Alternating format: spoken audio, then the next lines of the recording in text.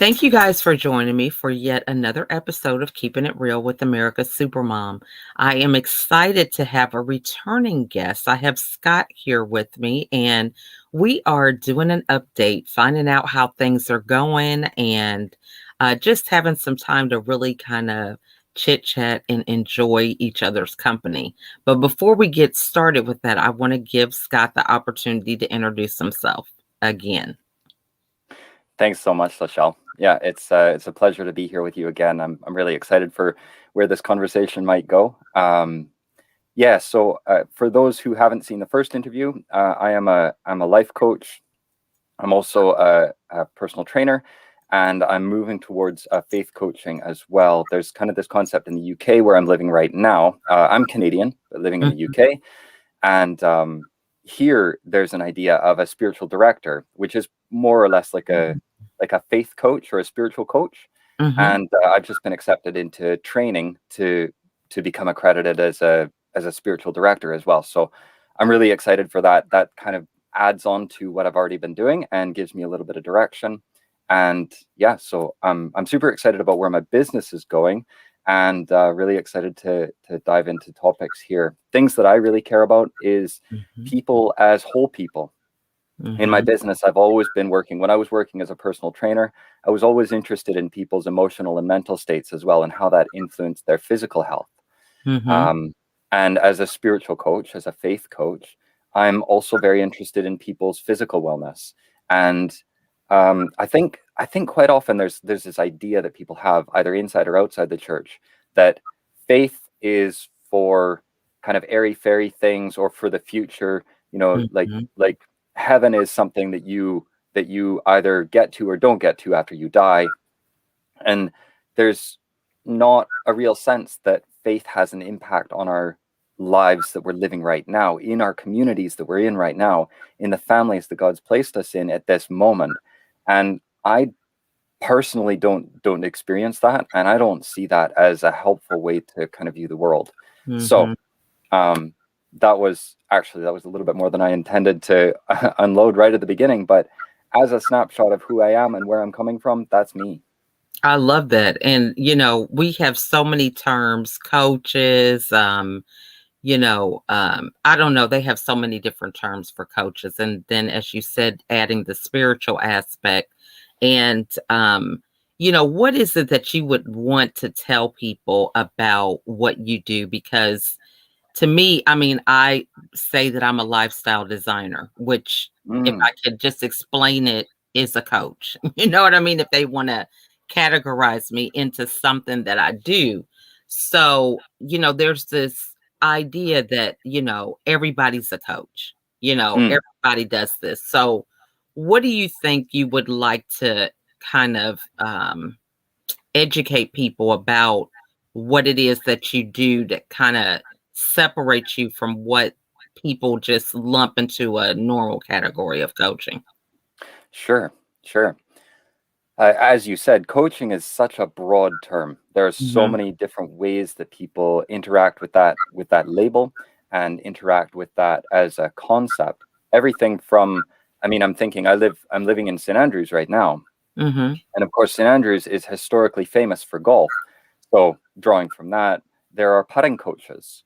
You can hire somebody just to coach you to get a better short game in your golf.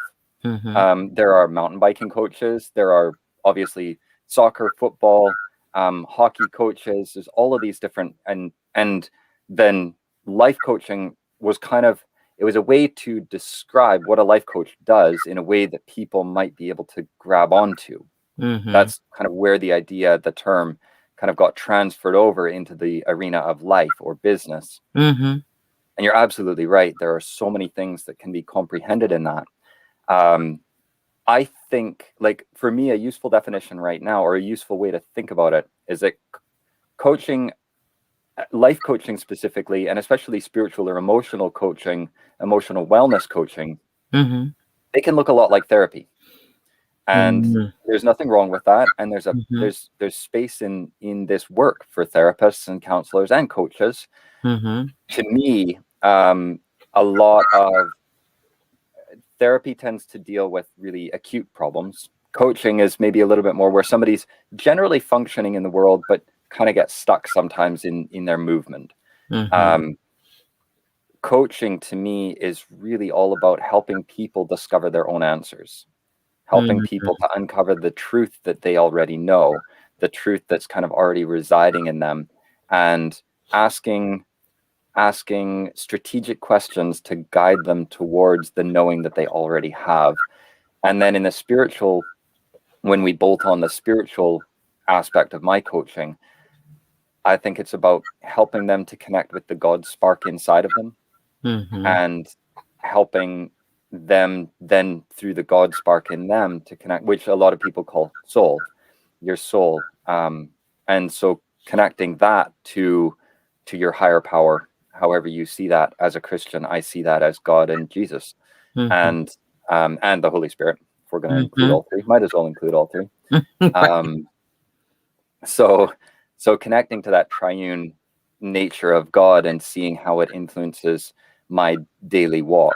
So Mm-hmm. I like to think that I'm guiding people towards a closer, deeper relationship with that divine presence in their lives. And Mm-hmm. that's where I kind of come at it as a spiritual coach. I'm not telling them anything that isn't available to them somewhere else. Mm-hmm. I'm just helping to guide them towards the answer that's going to be most useful to them right now, in moving them closer to a place that they want to be.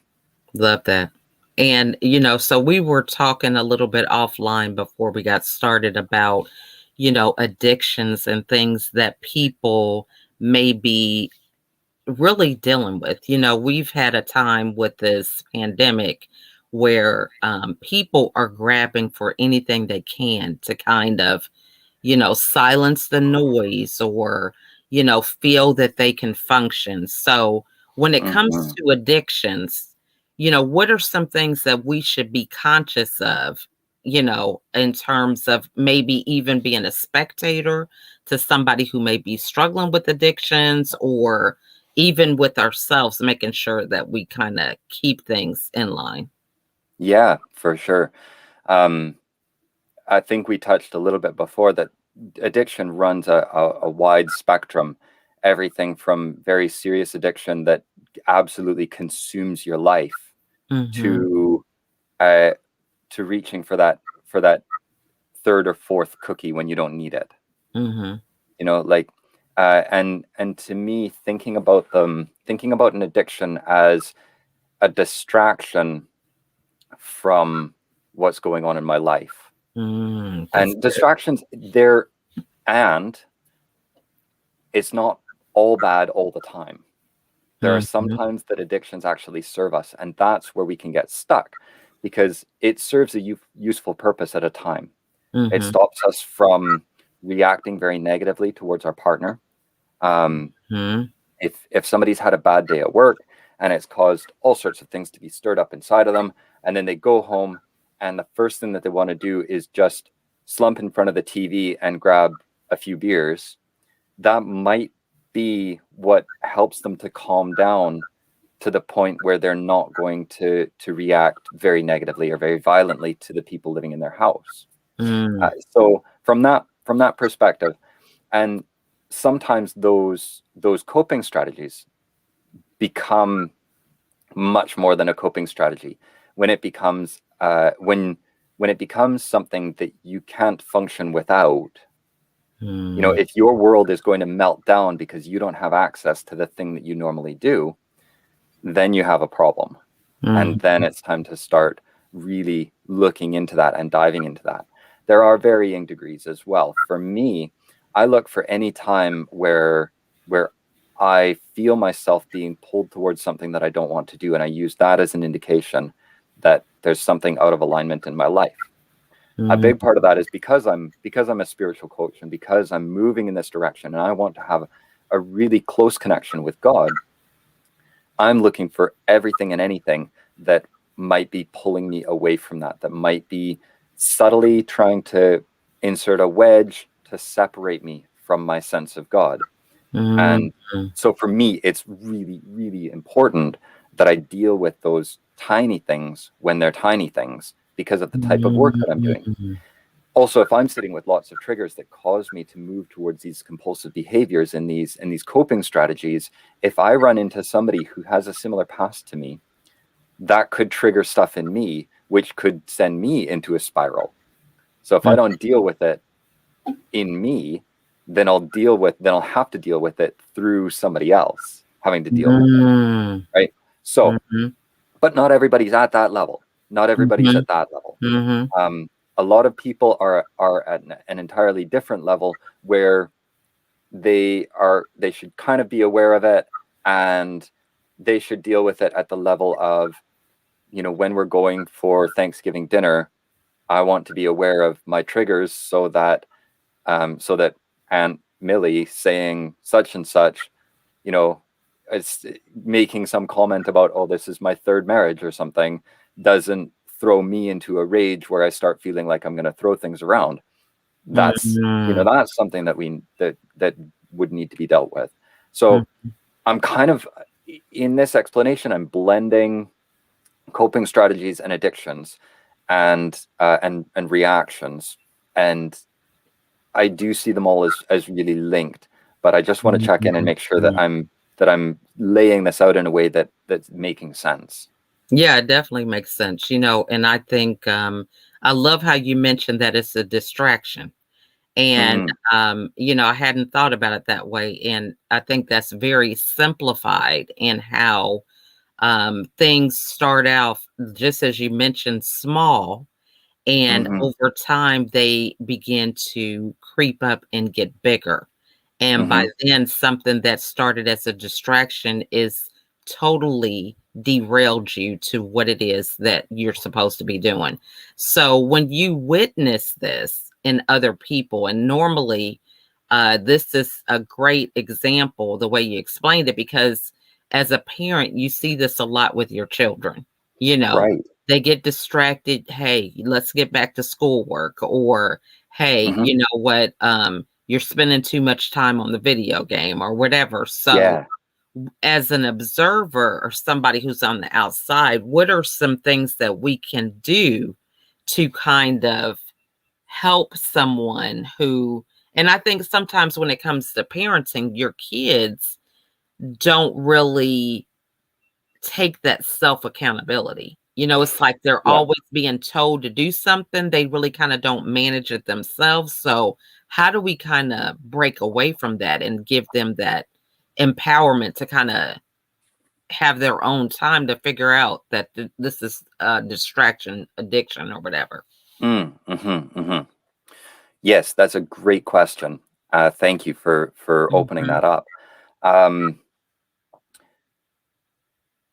Helping other people is similar to helping ourselves. One of the first things that we can do is, when we see something and we feel anger triggered in us because our kids are just watching TV again, or they're playing video games again, we're not we're reacting to the emotions that observing them is bringing up in us.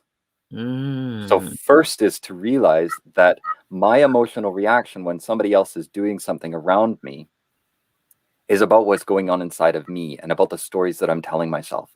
Probably, and for a lot of parents, the story goes something like this: if my kid keeps playing video games, they are not going to do well in school, and that's going to reflect badly on me. And then I'll feel embarrassed when I go to the school meetings and my kids haven't performed as well as I know they can.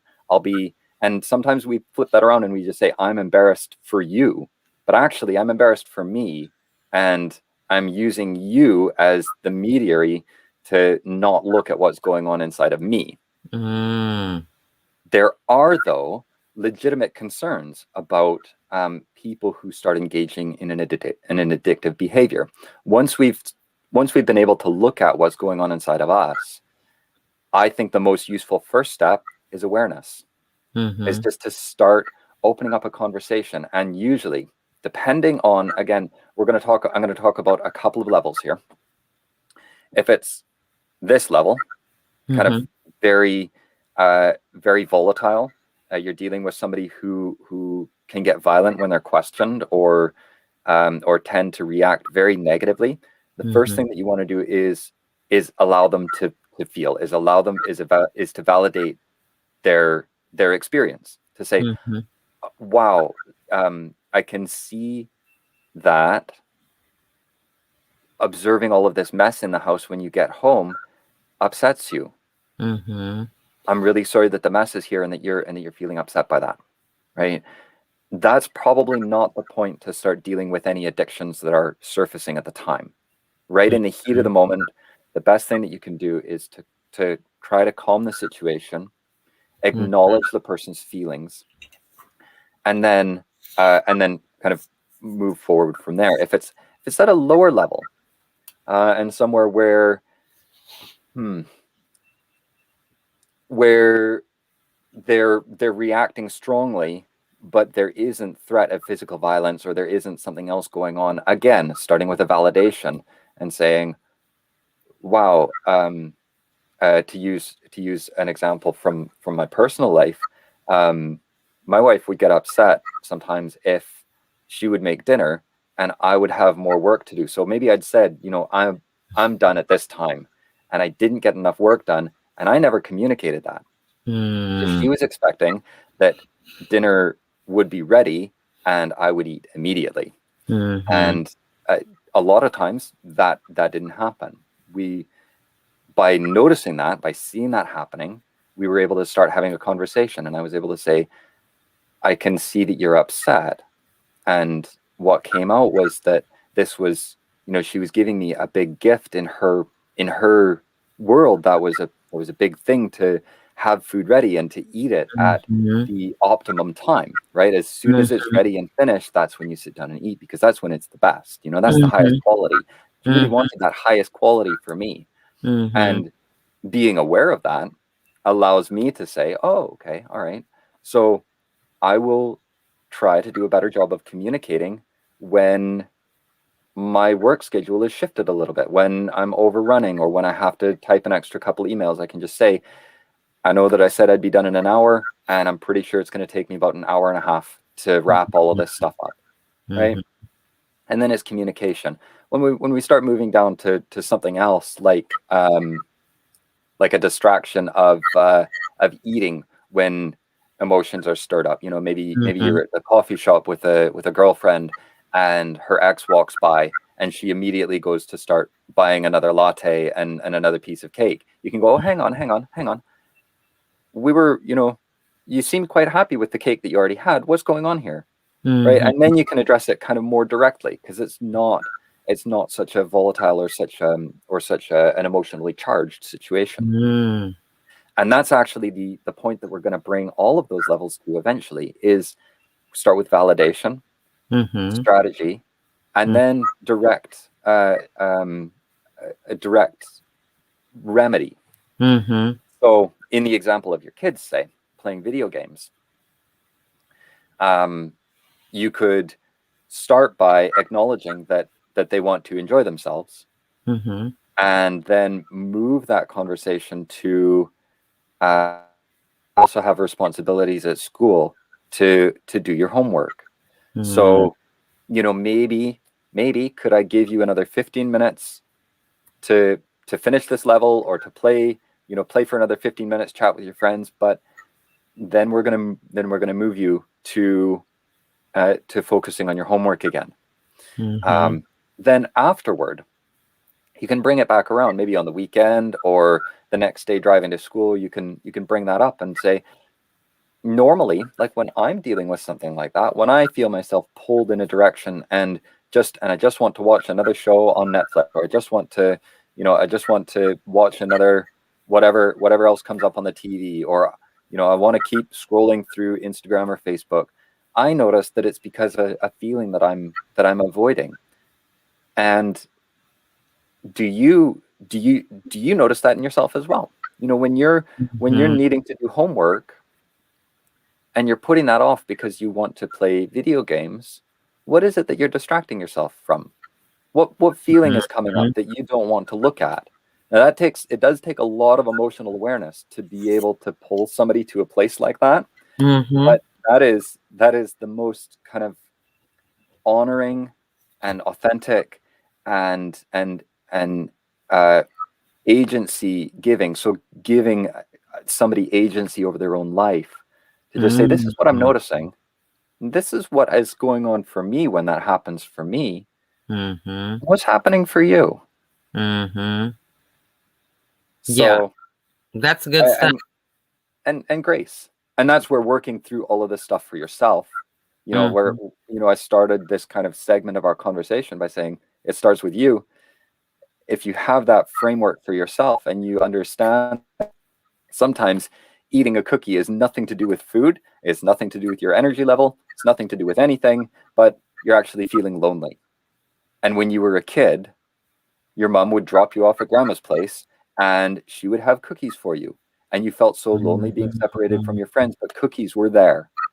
And then when you feel lonely, the solution is cookies.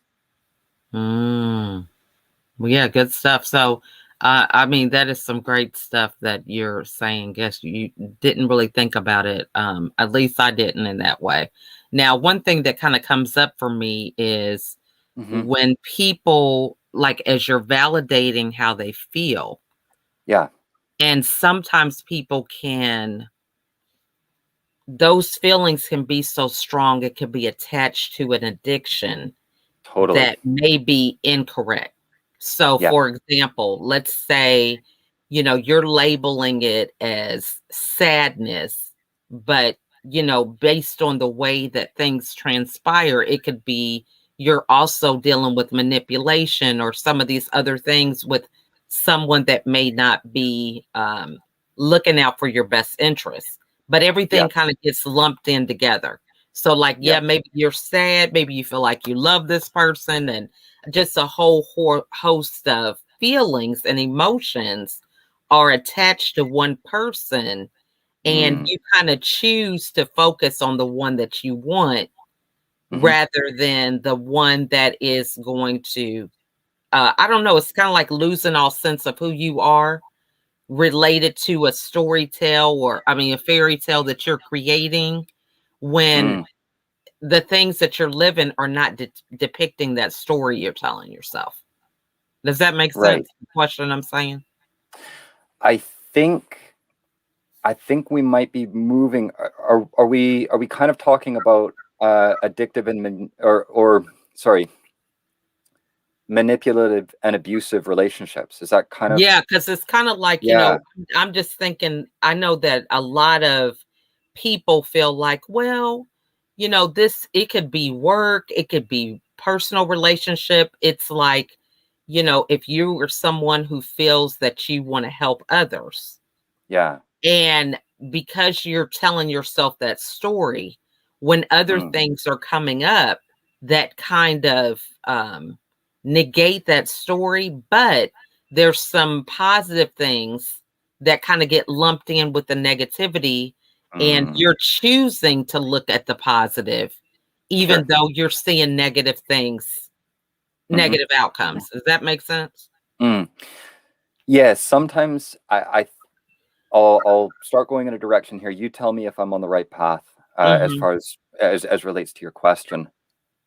There are times where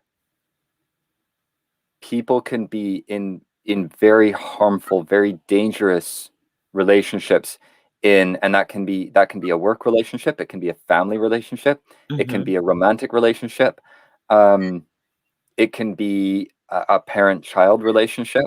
Mm-hmm. There are relationships that are unsafe. Mm-hmm. And the first thing that I want to express to your viewers here, to the people watching this, is that you deserve to be in a safe space. You deserve to have a sense of security. Mm-hmm. That is not an okay place to stay, especially if you have people you're responsible for. If you're a Mm-hmm. mother with children and you're living with a physically, emotionally, or verbally abusive husband, Mm-hmm. there there isn't anything about love that says that you need to stay in that situation anywhere. I Mm, think the church gets this wrong sometimes. We hyper focus on the sanctity of marriage and forget that there's a sanctity of humanity that needs to be mm, protected in the middle of that. mhm, So mhm, if you have people around you who are supposed to be caring for you inside your faith community, and they're telling you to just stick it out and love them and love your husband like Jesus, or love your wife like Jesus did, or any, like, you're getting bad information. You need to be safe. Get yourself Mhm. out.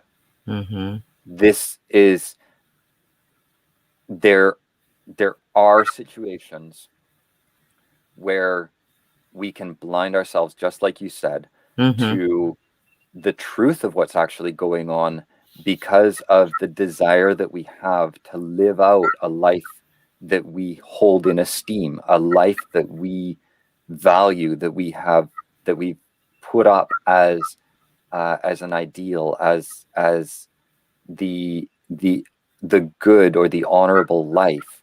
Mhm. I I'm not saying that that life isn't available, and I'm also Mhm. saying that you deserve that life. If that's Mhm. the reality that you are living right now, you deserve that life, Mhm. to be in a loving, caring relationship, to be in a marriage that actually reflects the relationship that God has with the body of Christ, with his church. Mhm. And that's a two-way street. Mhm. You can't you won't achieve that relationship by letting somebody run rickshawed over your life. Mhm. So I want to first kind of lay that out. Am I kind of Yeah. going in the right direction? Okay, cool. Yeah. And I think it would be good to define how someone is taking over your life. Because Yeah. for some people, they think when it comes to relationships, coming together as one, um, I don't know. There's some women, men who think that they have to modify who they are instead of being who they are in a relationship. Mm, So maybe going into how what are some of the signs that somebody is trying to uh run over your life, or they're talking about this as being good, but there's some kind of concept of you're not being the right person or something like that. You know what I'm saying? mm-hmm, mm-hmm, So mm-hmm. what are some ways that people can identify that? So a big way is something that you've actually highlighted there immediately, which is love doesn't demand that we change. Mm, If somebody's loving you the way that God loves you, if somebody is actually engaging in the kind of loving relationship that's that's laid out for us in Scripture, in our understanding of God and the church, he isn't trying to he isn't demanding that we change before he loves us. mm, In the church that I attend, we have this saying of come as you are, but mhm, don't stay as you are, mm, which is an acknowledgement that an encounter with with universal expansive love, with the love of God, mhm, as love actually is, you will be changed when you encounter that, but you mm, don't have to change to encounter it. mm, So in a relationship, if somebody is uh, there's lots of different kinds of loves that we can talk about inside relationships, and mhm, relationship isn't particularly my area of expertise, but I'll speak a little bit about it um, as it impacts individuals. mhm, In any relationship, if somebody says, if you loved me then you would, mm, that's a manipulation. That's mm, saying, I'm going to believe that you love me if you behave in the way that I want you to. And mhm, that's manipulation. That's control. mhm, If somebody says that to you, uh, well, then that's one flag, is to start looking mhm, at that, to say, mhm, hmm, they're trying to tell me how I need to express love. mm, This can get confused because in a truly loving relationship, I want to communicate love to the person that I'm speaking to in the way that it will most easily land for them, the way that they will most easily understand it. a healthy version of that conversation then is to say, I can see that you love me, and when you do X and so, I just really feel loved by you. Mm. Right? So then we're talking about a similar thing, but it's a positive reinforcement rather than saying you don't love me unless you're Right. saying I really feel loved by you when you, right? And Mhm. the I really feel loved by you is separate from the action, but is an acknowledgement that that is the way that that person receives that expression of love easily. Mhm. This kind of dives into the 5 love languages, Mhm. which was a book that was made famous decades ago now. Mhm. Um, and that is about speaking the language of love that a person easily receives. Mhm. Mhm. Um, so that's kind of one. Another is withholding love. Is somebody who says, "Oh well, you did that thing, so I don't love you anymore," which is another form of manipulation of saying, "Unless you behave this way and look this way, then my love is withheld from you. You don't get to experience my love for you if you do this and do that." That's Mhm. also not the love that's displayed for us in the Gospels. That's not the love that we see talked about in the first epistle of John either. First John. Um, those are some really good red flags. Mhm. Another is control of um,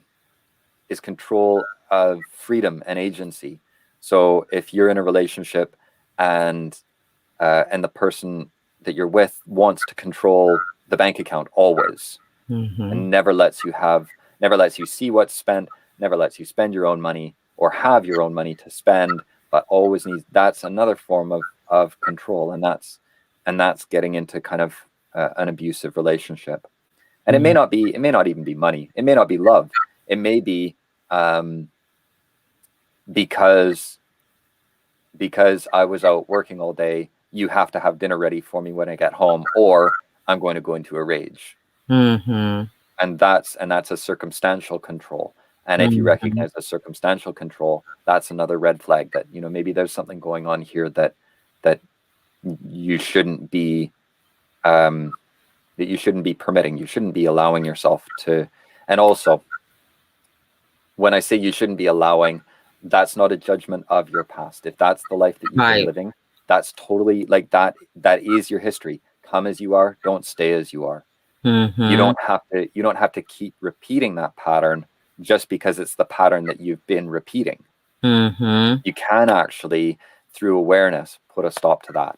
And Mhm. uh, that's a really dark side of addiction, Mhm. where we can become addicted to abusive relationships. And we have examples of this in men and women who just always date the same guy. Mhm. Uh, and they have a twisted sense of what love looks like or what love is, that Mhm. says, if I eh, everybody who says that they love me has also been physically abusive to me. So Mhm. unless he's physically abusive, I don't trust that he loves me. Mhm. That's a problem. Um, so and that's a different kind of addiction where we feel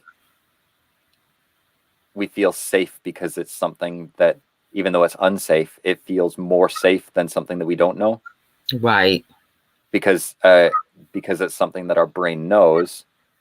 It can kind of understand how to behave inside that scenario Mhm. to get to the other side of that day or that week. Mhm. And if you go to a different type of relationship where the woman or the man that you're with is just loving you because because you're there, because you're a person that they Mhm. value, that's going to feel really foreign and alien, and that Mhm. is something that would need to be worked through. That's likely something that requires therapy if it's going kind of that deep, but Mhm.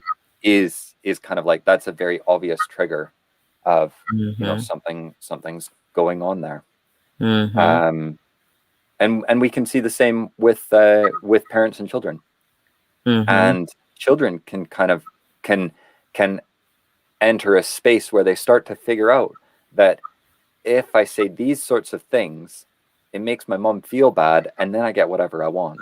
Mm. And that's a manipulation as well. Mm-hmm. And it's probably coming from a place where the child just doesn't really feel safe, and they feel like they need to start controlling what's going on around them so that they have Mm-hmm. certainty about what's coming down the pipeline. Mm-hmm. Um, which might be the parents. It might be something that's going on at school. It could be something that went on with friends or with relatives. And it's a way to try to feel safe, which is not a bad thing. Feeling safe is a good thing. Mm-hmm. And I want that for everybody. Mm-hmm. But yeah, I feel like I'm starting to tangent here. So No, that's good where are stuff. we I at? mean, that is very good. I mean, this has just been such an eye-opening conversation because on so many levels you encounter, different phases of this type of reality with a lot Mm, of people. And just totally. having a little bit of this background information is very helpful, especially when it comes to coaching. Mm, That's some of the layers that you have to peel back when it comes to, oh, I want to start a business and I'm so excited. And then you've got issues with, some of these addictions or just ways that you can have an awareness for yourself, mm, but mhm, also just kind of still being a work in progress. It's like mm, you can talk about a problem, but when you begin to start peeling back the layers, there's that situation where not everything you're labeling or believing is an issue is related to other people. There's that yeah, element of it being a part of you, yeah. as well. So, it really is an eye-opening conversation because, in just ways that you navigate through that when it comes to trying to help somebody overcome it, just kind of Hmm. understanding some of the thought process behind it is very, very beneficial. So I think this has just been a wonderful conversation. Super. Hmm.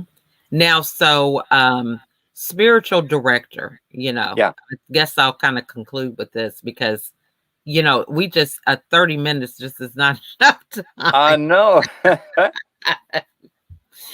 Oh, so I could go on and on for one question, okay?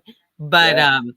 so educate everybody. I love the part how you were saying you're helping somebody with their health, but then there's the emotional and just it's kind of like this sensation I feel about being helping people with a holistic Mm. healing. Yeah. So describe, what how this shows up to kind of validate your desire to do it, if that makes sense. Does that question make sense? I think so. I think what you're asking is what have I seen kind of in the world around me that draws me towards this as a way to um help people Mm-hmm. in a tangible way. Right. Yeah. Wonderful. You put it so Um well, better than how I said it. Not at all. No, no. That's perfect. I mean, this is my arena, and Mm-hmm. so you being unfamiliar with it, I mean, I wouldn't expect that. Mm-hmm. Um, so yeah, I I believe Dallas Willard was a writer, speaker, and pastor in the States. He came from Missouri, I believe, Mm-hmm. and he used to teach that humans are eternal souls with a permanent home with the how did he put it? We are unceasing spiritual beings with an eternal home in God's expansive or in God's great universe. And Mm-hmm. I think that's such a beautiful way to begin to understand people is every person that you meet is an eternal soul living out a physical experience. So I don't believe that I'm a physical being who occasionally has spiritual experiences. I believe that I am a spiritual being who's living out a physical experience. And that's where I tie all of that together. That's awesome. I mean, just before you finish, I mean, that is just such a mind shift and such an intention.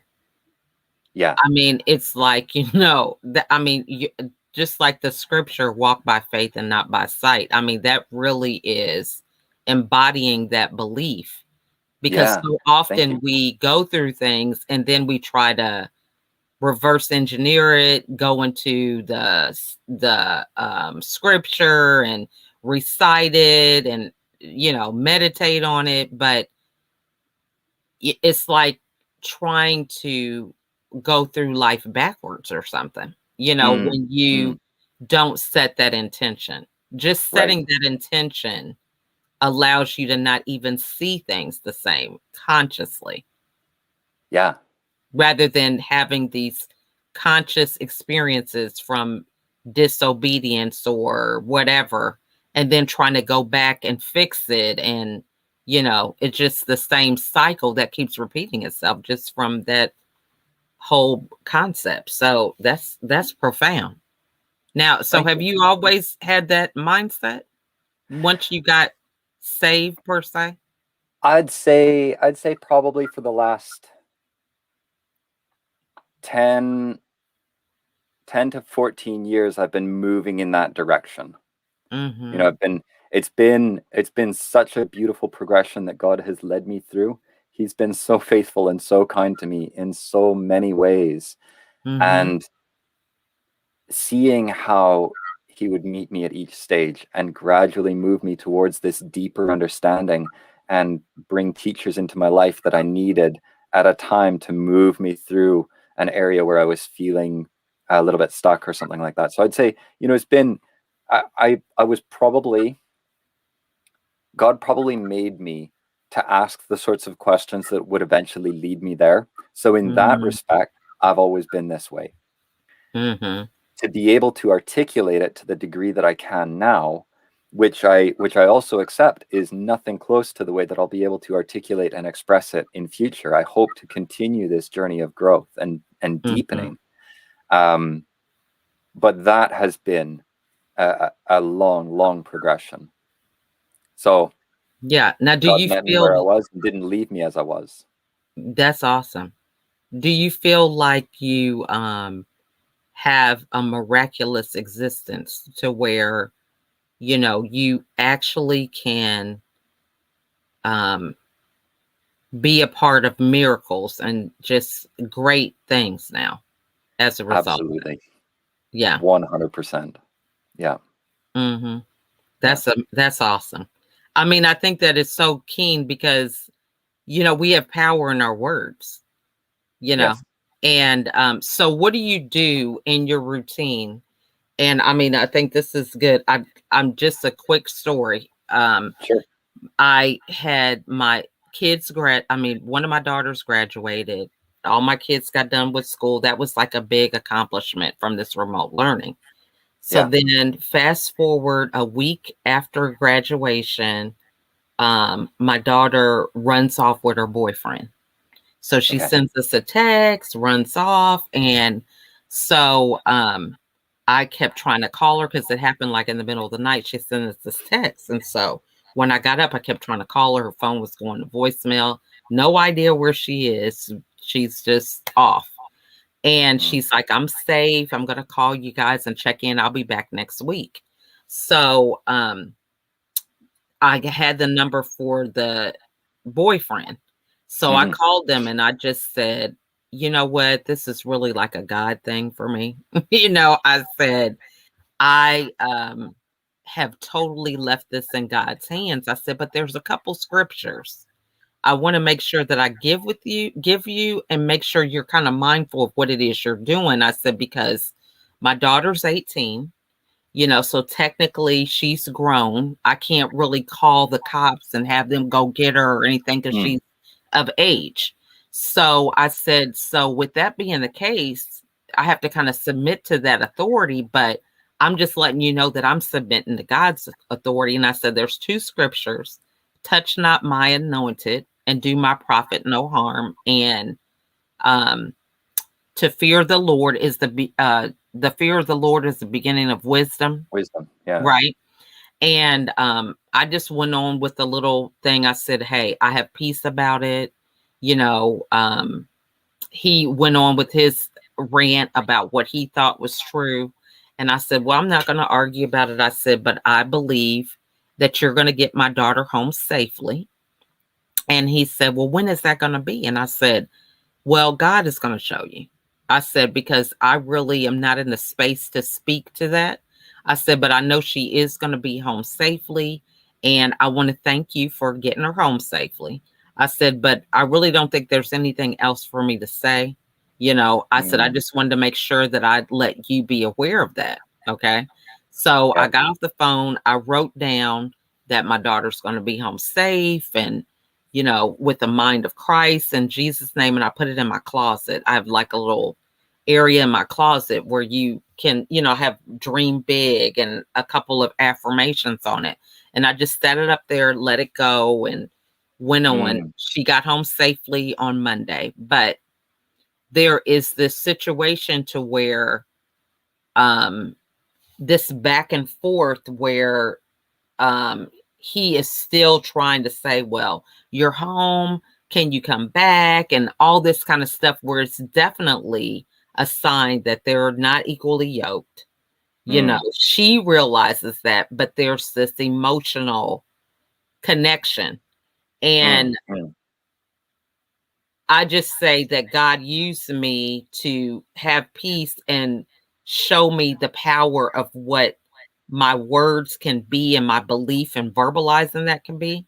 Mhm. So, just being mindful that as you begin to do those things, that those are not just one-time things. Those are things that can happen over time. However, you know, understanding where does the line draw between maybe what you're aspiring for and how God still allows other people to kind of have free will.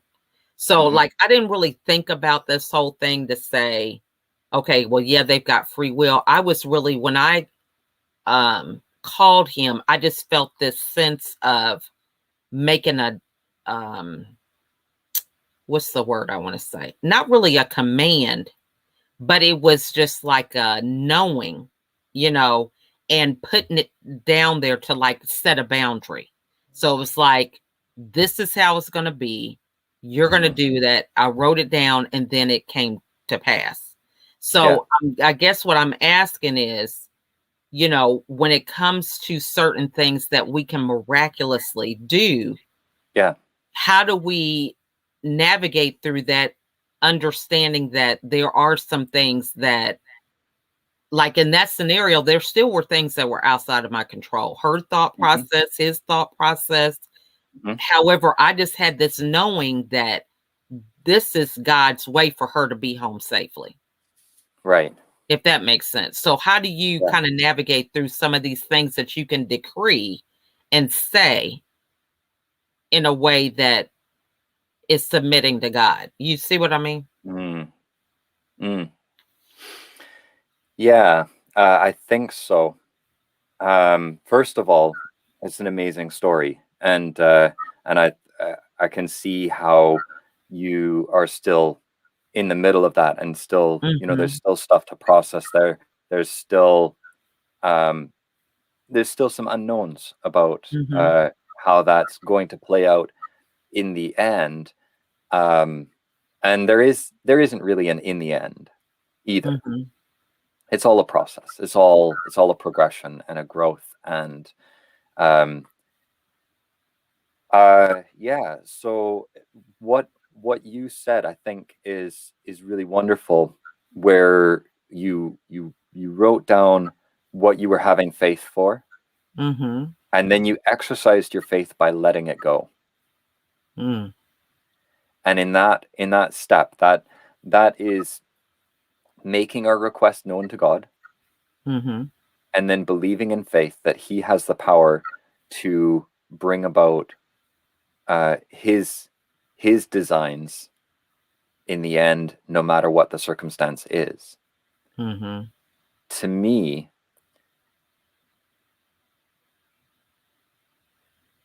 that was a beautiful example of faith in action. Mhm. Being able to say, I don't have control over this situation. What I do have control over is what I'm believing for, which is that my daughter's going to be home safe, Mhm. and that there will be an inevitable resolution to this situation. We can't look down the line and see what that is. It could be any number. There's any number of potential outcomes that kind of flash through my mind. But just acknowledging God's sovereignty through all of that, Mhm. regardless of what happens. Mhm. Also believing that God is, that no matter what happens or what happened or what's next, believing that God is big enough and has the control and the depth of love that we don't, to keep working and bringing about His will inside that situation. It could be that what looks like a negative situation to us, and Mhm. for a lot of people that would have been quite frightening, what you went through, God may have been intending this as a way to reach out to her boyfriend. I don't know. Mhm. You know, Mhm. this could be one of God's ways to reach out to His lost son, Mhm. and you're playing a part in that. Mhm. It's a painful part to play, because what you were looking at was the potential loss of something that you deeply love, Mhm. and giving it over to God and being able to say, this is what I want, yet not my will, but your will. Or as Job Mhm. said, though he slay me, yet will I trust him. Mhm. So, first of all, just that. Mhm. Um, as far as like, how do you be sure that that your daughter's going to be safe in the future? My understanding, and unfortunately, you can't. But what Mhm. you can be sure of is always that God is sovereign, and always Mhm. that He has a plan, that His plans can't be thwarted. Mhm. So uh, then you ask questions of like agency as well. How do you honor that people are people, Mhm. that people have free choice, that people have free will? Um, I think I think with that in mind, everything that a person does, no matter how much it doesn't make sense to us, on some level makes perfect sense to them. Mhm. They're filling a need. They're Tony Robbins, who's obviously big in the personal coaching space and Mhm. business coaching space as well. He Mhm. says people will violate their principles and their values to meet their needs. Mm. So even if they, I value honesty, I do, and if I'm in a situation where saying the truth, the whole truth, and nothing but the truth would put me in harm's way, I'm likely to violate that principle or that value to meet my need for safety and security. Mm. Is it always bad? I don't know. It's degrees again. Mhm. But when I'm aware of the needs that people have, when I can see when I can start to uncover how their actions are meeting needs that they feel, then I start to see where they could actually be acting in the best way that they know how, but it's coming out with a kind of a negative outcome for them because Mm-hmm. of the violation of their principles or values. Mm-hmm. Is that kind of, is that helpful? Is that pushing in the Yeah, right I direction? mean that does bring up a good point because like, I had to do a talk yesterday um Mm-hmm. on Clubhouse, and it was called Purposeful Parenting.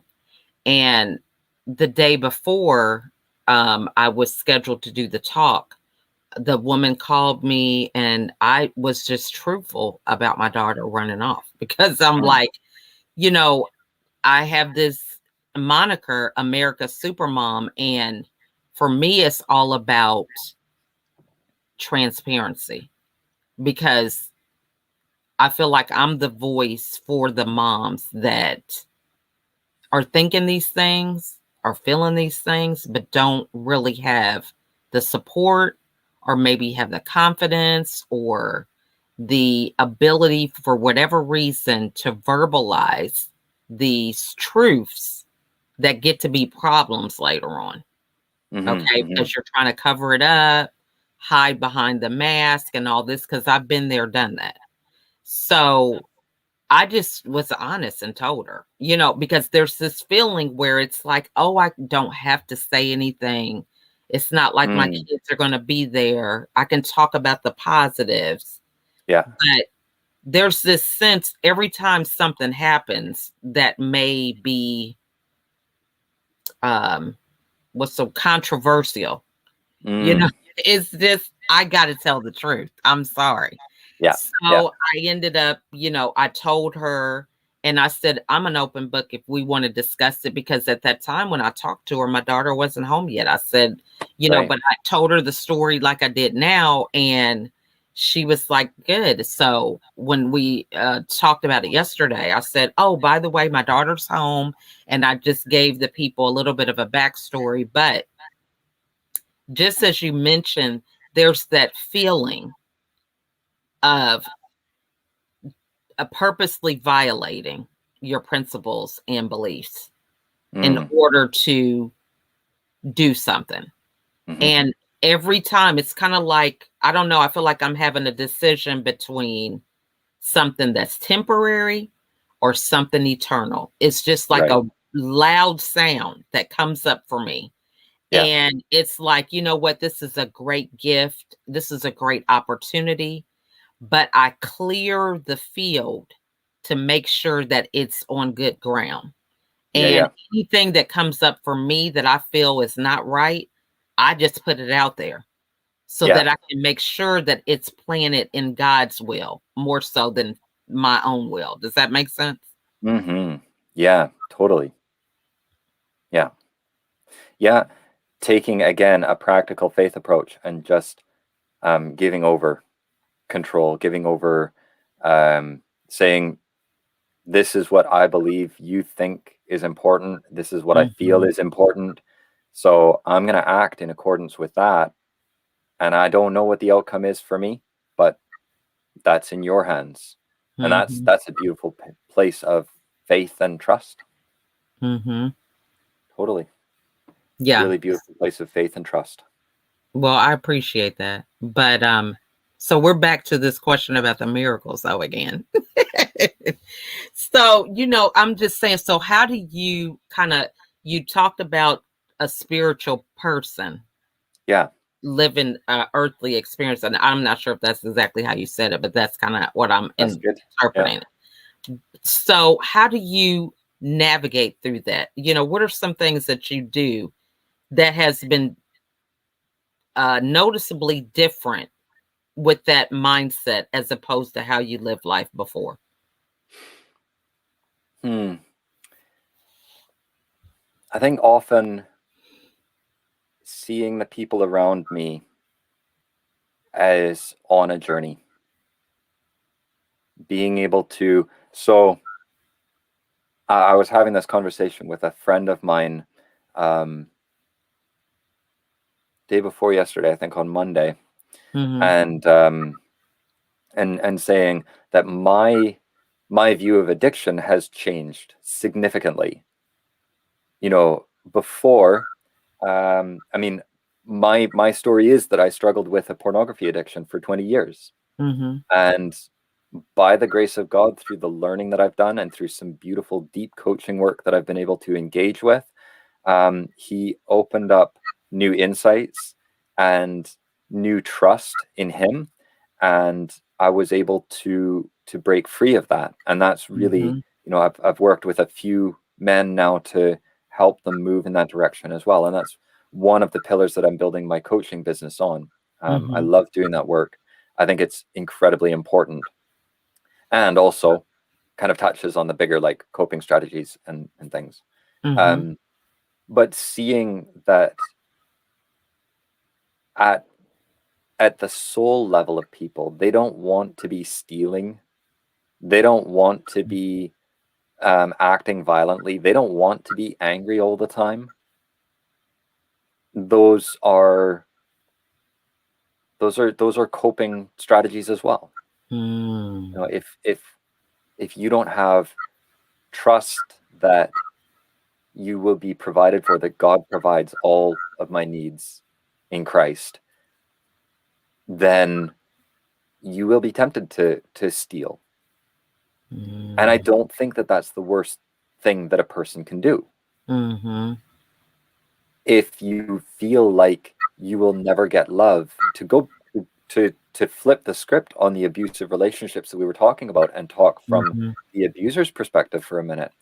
If you believe that love means controlling somebody, or if you believe that anything that you don't control gets taken away from you, which is a lesson that a lot of kids could learn through childhood, through various circumstances and situations. If that's the truth that you believe, then you're going to act in a certain way to ensure that you're able to experience love in your life, right? Mm-hmm. And then the controlling behavior is filling a need. It's about finding the things that are helping to make sure that I feel love, right? And love is a God-given need. We need to feel loved. And Mm-hmm. all of the things that we can go at to try and fill that need for love apart from God will never, ever be enough. Mm-hmm. And it will never be enough because I am, as far as, because I'm an eternal being who is made to have that need filled by an infinite God. By definition, nothing finite will ever fill that need. So from that perspective, then I start to look at people's behaviors in the physical world. And I Mm-hmm. start to see that their behaviors are filling needs that are good, but in a bad way, because they have a belief that informs their emotion that controls their actions. Mm-hmm. Actions are a result of thought. Thoughts Mm-hmm. are a result of our emotions. Emotions Mm-hmm. are a result of the beliefs that we carry with us. And Mm-hmm. there are differing levels of beliefs as well. We can believe things, and that's where we can believe things that are contradictory with each other as well. I've heard of people who believe that that money means safety, but also money means people will try to take advantage of me. So Mm-hmm. if they have money, they're safe. But if they have too much money, then the fear of people taking advantage of them kicks in, and then they're stuck in this fight with themselves. Mm-hmm. Mm-hmm. Um, so then, on a very practical level for coaching, for my coaching, I start looking at people's actions, and I understand that that's a result of their thoughts, which are a result of their emotions. If I can get at the emotion, I can start to understand what they're getting by the action that they're taking. And Mm-hmm. if I can understand the emotions, then that can guide me in aggregate. If I take a few of those actions together, it can start guiding me towards a belief that they're holding. And if I follow a line of close questioning, questions and processes that are designed to help move the person through these different stages and identify a belief, then I can take that belief and present it to God with their, with their involvement. I can take that and shine the light of God's love on the belief that they're carrying. And if it isn't in accordance with God's will, it evaporates and it gets replaced by something different. It is a remarkable, it's a totally miraculous process. Genuinely, I don't fully understand it, and I am in awe every time that it happens. And there are times where I get to that point and I'm like, well, I don't see how this is changing. And then we offer it to God and it changes. It's remarkable. It's beautiful. That's And amazing. that's a very practical way that I bring this belief of people as eternal beings influencing their physical actions. And I start to see their actions as evidence of what's going Their on. belief. Yeah, that's profound. That's good stuff. I mean, I think that is definitely that's awesome. Because if you're in the spirit, you're able to kind of discern those beliefs without people necessarily saying that. Exactly. Yes. And so then you can just begin to speak to that and avoid all the other personal stuff and get right to the heart of the matter. That's profound, because I think a lot of that happens on Clubhouse. Are you on Clubhouse? I am not. Has it been released on Android yet? I'm still on Android. On Android. Is it? Okay. Yeah, well, I should get in that game. But it definitely is, if you're coming from a place of intention and having these conversations with people, you're able to kind of have that ability to cut through a lot of noise and have deep, meaningful conversations. However, it's like anything else, that can be a positive or negative, because there's other people on the app that can do the same thing. But that's one of the things that I feel has definitely been a game changer for me, is being able to dive right in to hear where people are and meet them where they are and see the transformation. Yeah. Wow. Yeah, that's cool. I will definitely be checking that out. So this has just been wonderful, Scott. Look, I could go on for like 2 days, probably. Oh, me too. This is good stuff. So now, what's the best way for everybody to get a hold of you? Yeah, I am on Instagram. My handle is @Granite Bear Coaching. That's my business name. You can find me. You can find me on Facebook as well, which is Granite Bear Training, I believe, because Facebook had this thing where I'm moving that over to coaching eventually. You can reach out to me by email, is scott@granitebearcoaching.com. And if you want to check out a little bit more about what I'm doing and read some testimonials of my work, granitebearcoaching.com/freedom moves you into a page that talks about my addiction coaching and kind of the process that we step through a little bit. And there's a button there to go ahead and book a call with me if you're interested in having a conversation. So I'd love to connect. Love that. So this has just been, I have so many things. I'm going to go back and listen to this over again so I can write it all down. But so many great takeaways. So what would be your final words that you would like to share with everybody today?